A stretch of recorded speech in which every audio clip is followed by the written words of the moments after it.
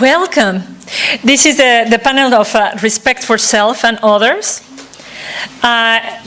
When I saw the title, I was inspired to so many things. And I went directly to the dictionary to look for what was respect. And the word that comes to my heart is to honor and to love. And interestingly, there inside were subjects related to money, to conflict resolution, to intercultural communication, and all of that is love. Because with love we show how we see ourselves and how we see the other. So you're going to see in our panel that we have very different, apparently very different, superficially very different subjects, but profoundly is everything about love, love for self and love for others. The jungle, 40 years ago, green, exotic, wild animals. That was my playground. When I was a little child, I had the privilege to see Mexico at its best. No highways, no bridges, no dams. Because you see, my father was one of the ones who built those engineering wonders. I was there when there was nothing. It was a miracle. It was intoxicating. It was a fabulous learning experience to be there. And it was more exciting to me to come back home to all that praise that my father showered me with. She's such a good girl. She never complained the whole day. We couldn't go to the toilet. There was no toilet. She never complained. We didn't eat the whole day. She never complained. Something grew inside me. This pleasing thing is a very good thing, huh? My father is so proud of me. I never complain.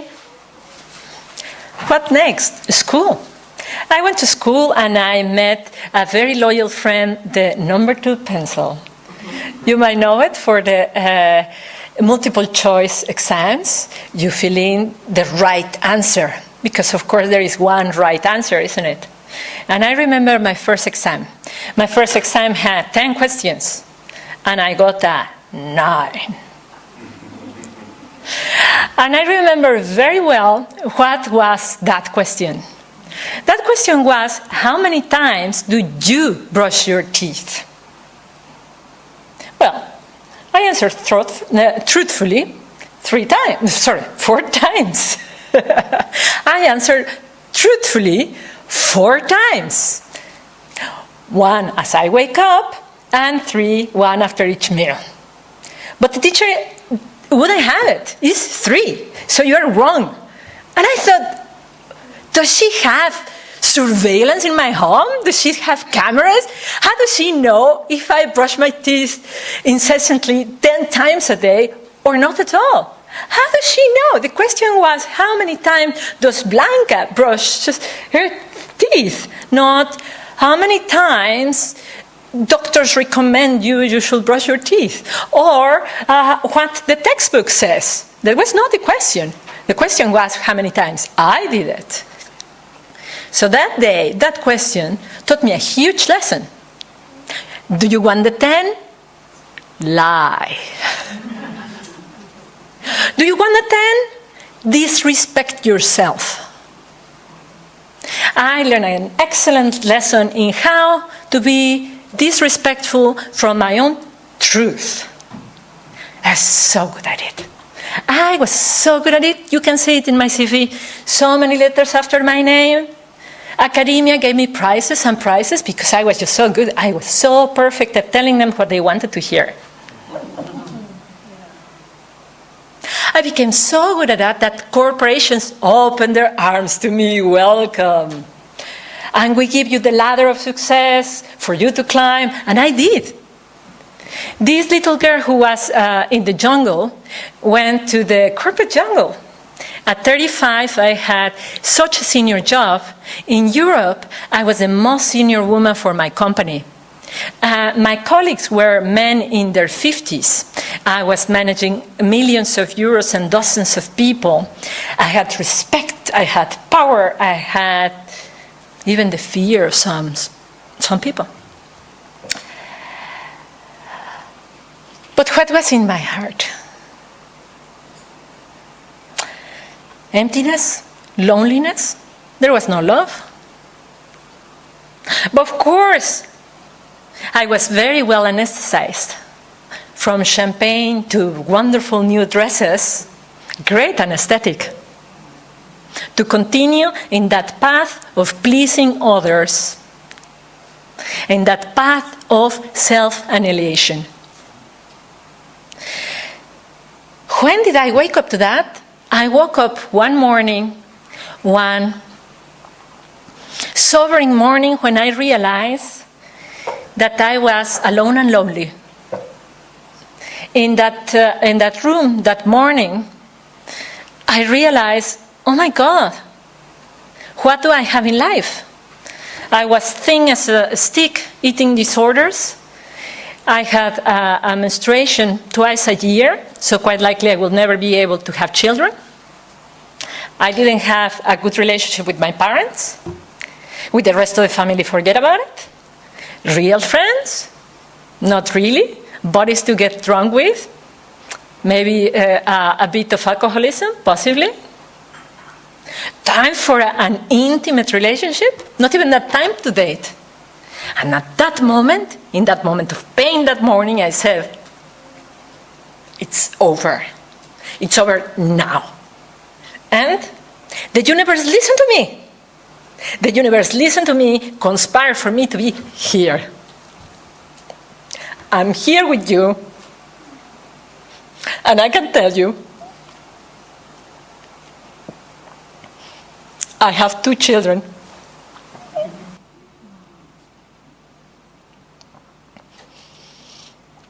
And I don't want any other woman to go through the pain I went.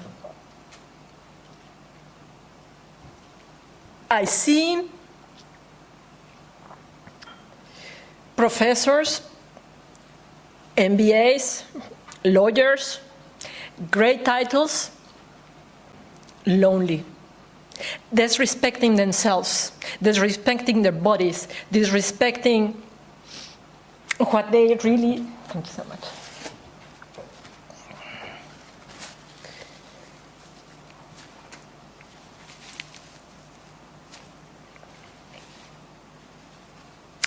And I think it's crucial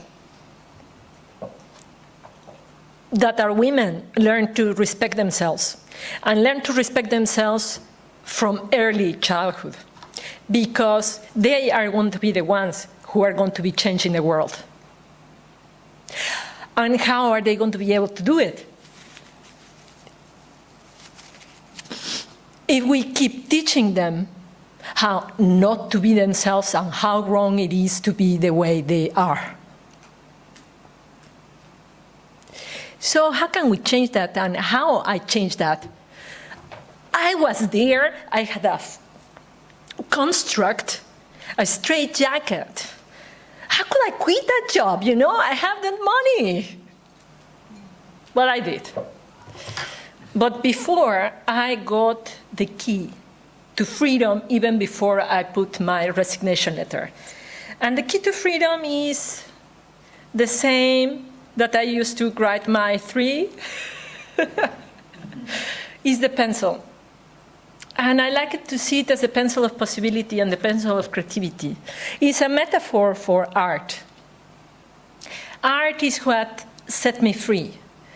Before I put my resignation, I started drawing trees and drawing flowers.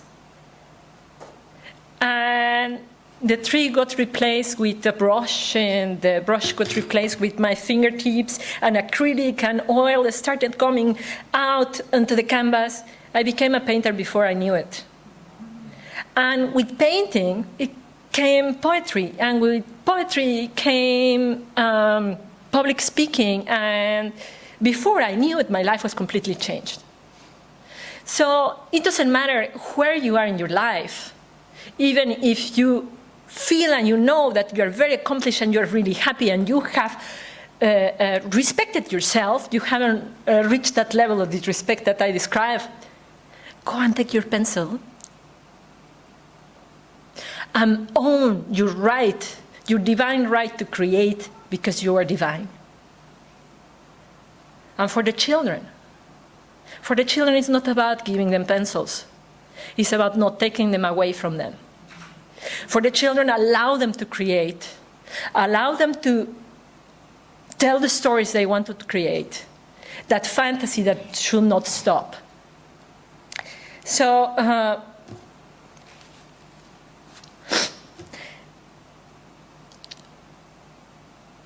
connect with your heart. Own your right of love, of creation for the world. Take your pencil.